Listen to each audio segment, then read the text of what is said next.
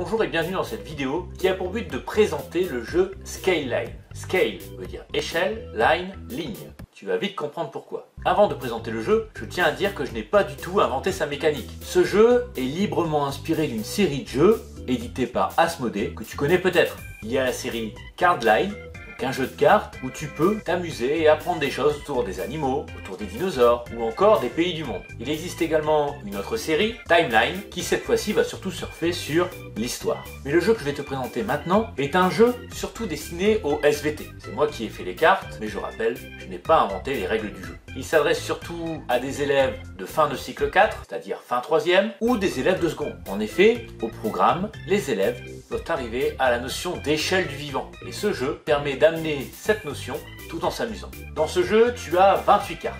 28 cartes différentes, 26 cartes de jeu, plus 2 cartes qui correspondent aux règles du jeu. Ces cartes sont recto, verso. Voici comment se présente une carte. Tu as une face avec une illustration et le nom de l'objet, ici, Homo sapiens. De l'autre côté de la carte, tu as toujours le nom de l'objet, la photo, l'illustration, mais également une information qui t'est présentée ici. Il s'agit de l'échelle. Qu'est-ce que l'échelle? C'est tout simplement la dimension de cet objet. Cette dimension t'est présentée de deux façons, en 10 puissance mètre, puis à une échelle adaptée à l'objet. Picomètre, nanomètre, micromètre, millimètre, centimètre, décimètre, mètre. Après t'avoir présenté globalement les cartes du jeu, on va pouvoir passer à la mécanique du jeu, les règles du jeu. C'est prêt? On y va.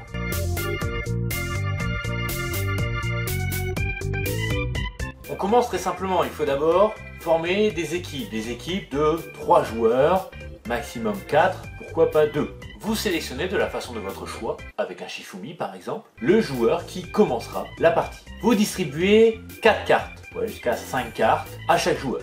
Vous veillez bien que ces cartes soient retournées sur la face qui ne présente pas l'échelle des objets. J'ai distribué 4 cartes au hasard à mes compagnons de jeu. La suite est très simple, il suffit de ranger ces cartes du plus petit au plus grand. Enfin, ça paraît simple comme ça. Je vais tout d'abord prendre une première carte. Je vais la placer sur mon plateau de jeu. Cette carte, vous le voyez, a la face échelle visible, c'est-à-dire que je connais sa taille. Ici, 2 micromètres, 10 puissance, moins 6 mètres. Le premier joueur doit se décider. Est-ce que l'un de ces objets est plus petit ou plus grand que 2 micromètres? Il a le choix, c'est à lui à adopter une stratégie qui lui permettra de se débarrasser de sa carte. Je vais prendre un exemple, ma carte ici. Il s'agit du carbone. Si je pense que le carbone est plus petit que Lactobacillus bulgaricus, je vais le mettre ici. S'il est plus grand, je vais le mettre de l'autre côté. Une fois que j'ai posé ma carte, avant de vérifier si j'ai bon au niveau de la taille, je vais devoir livrer une information à mes camarades de jeu qui vont la valider ou non. Exemple, carbone. Je me rappelle de mes cours de SVT que le carbone fait partie d'une molécule qu'on appelle le dioxyde de carbone que mon corps rejette. Information validée, je vais pouvoir retourner cette carte. Si j'ai bien placé ma carte, c'est-à-dire que le carbone est plus petit que Lactobacillus bulgaricus, je laisse la carte. Si c'est incorrect, je vais devoir remettre cette carte dans la pioche qui est restée sur la table et prendre une nouvelle carte. Si j'ai répondu correctement, il me reste normalement 3 cartes dans ma main. Si j'ai répondu de façon erronée, il me reste 4 cartes.